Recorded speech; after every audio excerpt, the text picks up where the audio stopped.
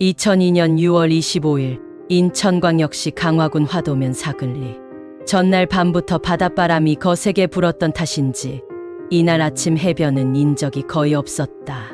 간간히 떠오르는 해무 속에서 갈매기 몇 마리가 낮게 날고 썰물이 드러낸 모래 위에는 말라붙은 해조류와 바위가 그늘처럼 드러나 있었다.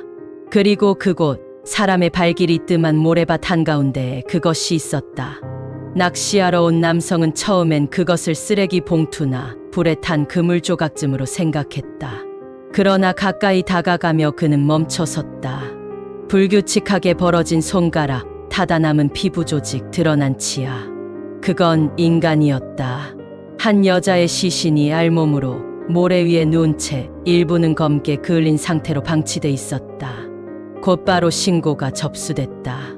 강화경찰서 형사팀이 도착했을 때 바닷바람은 시신 주변의 탄재들을 먼지처럼 흩고 있었다.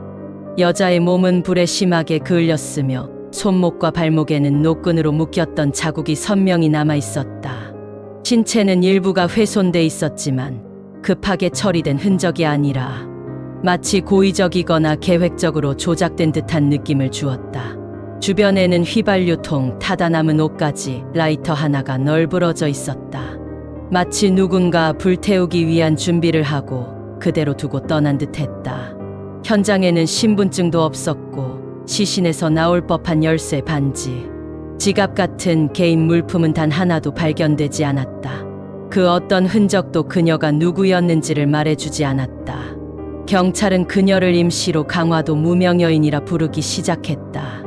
검안 결과 그녀는 사망 후에 불에 태워진 것으로 보였다. 직접적인 사인은 질식사나 질식에 가까운 쇼크로 추정되었다. 치아 상태는 거의 치료받은 기록이 없었고 몸에는 과거 수술이나 출산의 흔적도 보이지 않았다.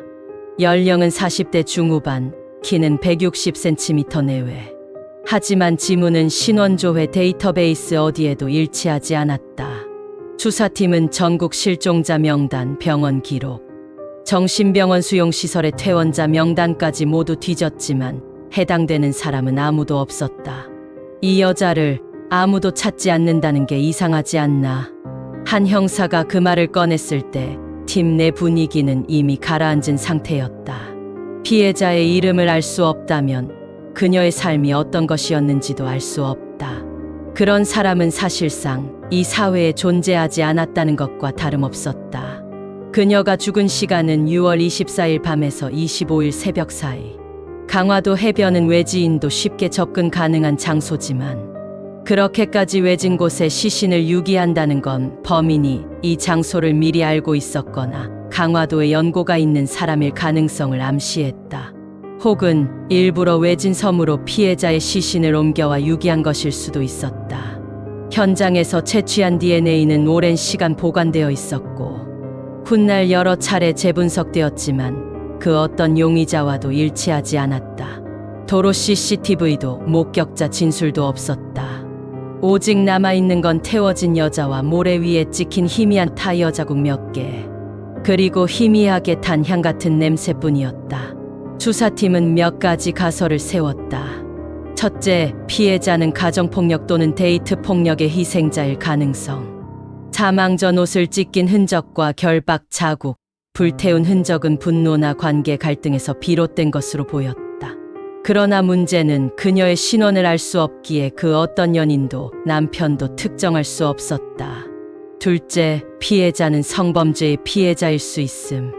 알몸 상태, 훼손된 신체, 강한 불로 인한 은폐 시도는 흔히 강간살인의 전형적 양상을 띈다. 그러나 부검 결과는 정액 등의 흔적을 찾지 못했고 심하게 훼손된 상태로 인해 정밀 분석 자체가 불가능했다. 셋째, 피해자는 존재를 지워야 했던 사람. 그녀를 죽인 범인은 그녀가 살아있었다는 흔적 자체를 없애려 했다. 불태운 행위, 신원 확인이 불가능한 처리, 외진 장소.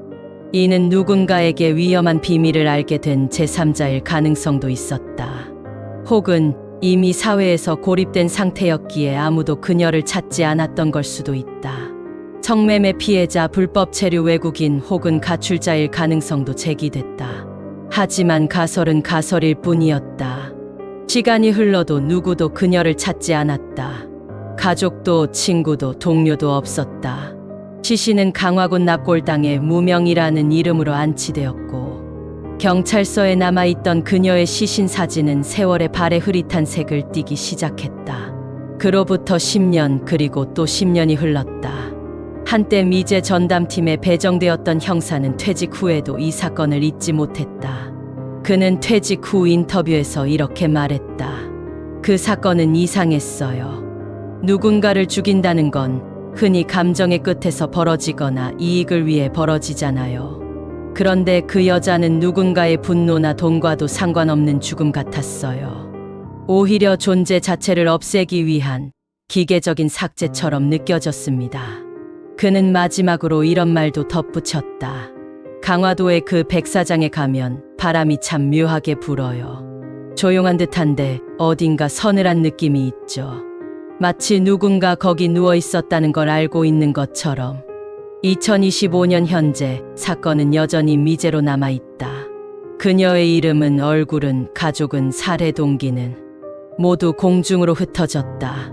단지 남아있는 건 어느 여름 아침 강화도 해변의 모래 위에 남겨졌던 누군가의 마지막 흔적뿐이다. 어느 누구라도 피해 여성을 찾는 날이 꼭 오기를 바란다. 영상이 유익하셨다면 구독과 좋아요, 알림 설정 부탁드립니다.